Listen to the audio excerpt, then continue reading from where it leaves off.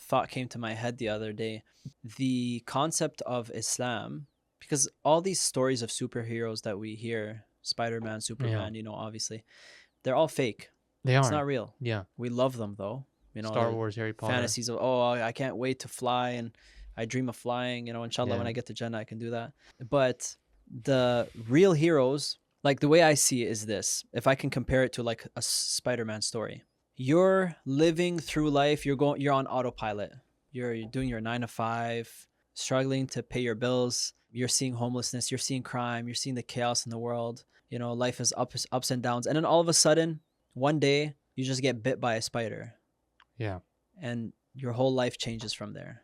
You get bit by a spider, and that spider is Islam, right? Yeah, I'm yeah. No, comparing it to. it's like that life-changing moment. Every story has that. That's what I'm saying. It's like that hero moment, Yes. the So making of a the hero. spider that bit you is Islam, Hmm. but now you realize because you've been given the powers, now the whole world is counting on you. Hmm. What is it? Um, Everyone's in darkness. You've been given the light. Now everyone's counting on you to shine that light everywhere else. Imagine you get bit by the spider and you just keep like chilling, keep going.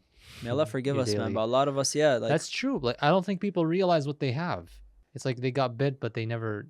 I don't know how Spider-Man go. Does he go Spider-Man mode or yeah, what like that's happens? what I'm trying to say. Like, does he In know? these Do people stories, don't know how to do that? my point is in the Mm. stories that you read of the Sahaba and the Yeah, those stories of the past, you'll see that same theme. yeah, The moment they get bit by the spider, their whole life changes and they live by it. They die by it. yeah, When we accept being Muslims, when we take the Shahada, yeah. it's a covenant that you're taking where you're fulfilling or you're filling a position now, an amana that you were given, A a responsibility. responsibility. Like now you understand your role. Yeah, The world is chaotic.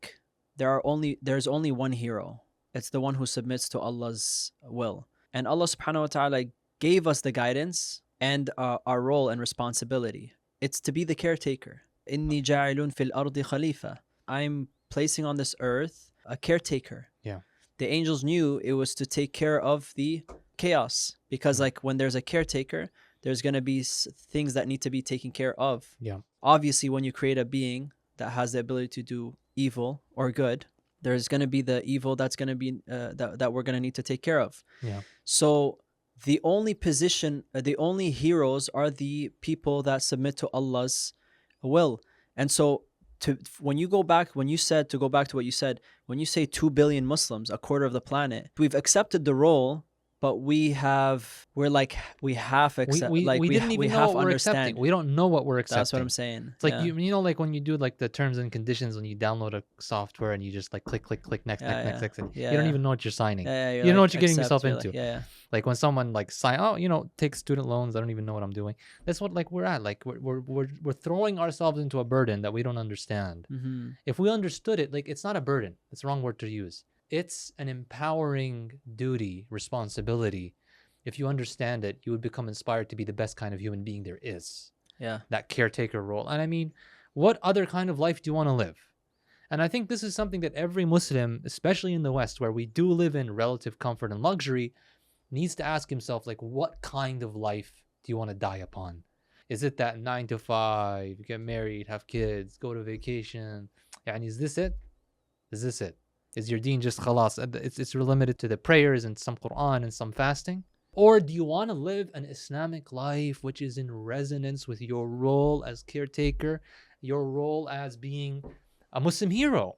The stories of the Quran, bro.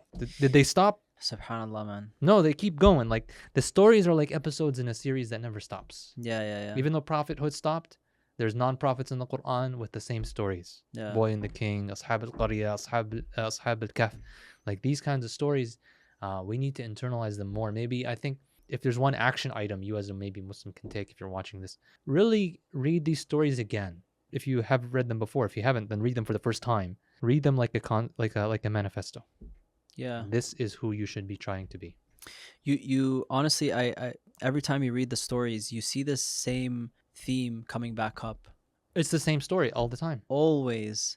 It's so interesting. Subhanallah. It's always like they've realized what they were created for. They realize their purpose and they live by that purpose. And it's like a dichotomy. Yeah. Good And versus evil. they face off against society. Yeah. They face off against evil. Yeah. Face off against tyrants. They're killed for it. They're persecuted for it. They're slandered for it. They're no longer in their comfy jobs or their comfy lives. This is what wahan is. It's like wahan. The wahan is the opposite of that, Yeah. right? This is the hadith of the Prophet ﷺ. It's become Sallallahu almost now cliche to repeat that we're so many, but that's when they're gonna feast upon us like people coming to a dinner, because even though we're many, we're like scum. And why we're scum is because we have wahan, which is love of dunya and hatred of death. Yeah. And the problem is we might be saying this and people will think, oh yeah, man, like, you know, I'm going to be that Spider-Man and just go solo and change the world solo. You cannot do it alone. Yeah. You can't. Avengers. And the beautiful thing, the Avengers. But the beautiful thing about Islam is not an individual deen. The collective congregation is not an optional thing in Islam. It's an obligation. Everything is done together. Everything. You need to understand that just like you would, you know, maybe going back to the Avengers, they're not just disorganized each one doing their own thing. They would never beat what's his name? What's the guy? What's his name? What's his name? Thanos. Thanos, yeah. They would never beat him. This guy. Yeah. They would never beat him if they were disorganized.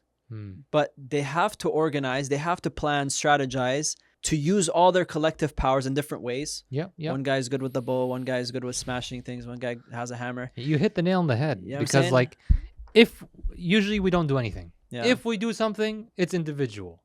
If we work together on something, usually it's in a limited scope whereby we're not working in a structured way. Yeah. That has a seriousness. Is there a seriousness towards the goal of civilizational Islamic revival? Which we've said many times on this show is like, that's the solution. We need to desecularize Islam. We need to have a strong civilization, a united front. Do people take that project seriously? Is there milestones? Is there deadlines? Is there KPIs? Do people think about it like we can accomplish it like that? Or is it just, we're going to do some khair, we're going to throw it into the pool, and hopefully khilafah will manifest out of that, or hopefully Islamic civilization will flourish from It's like a gap.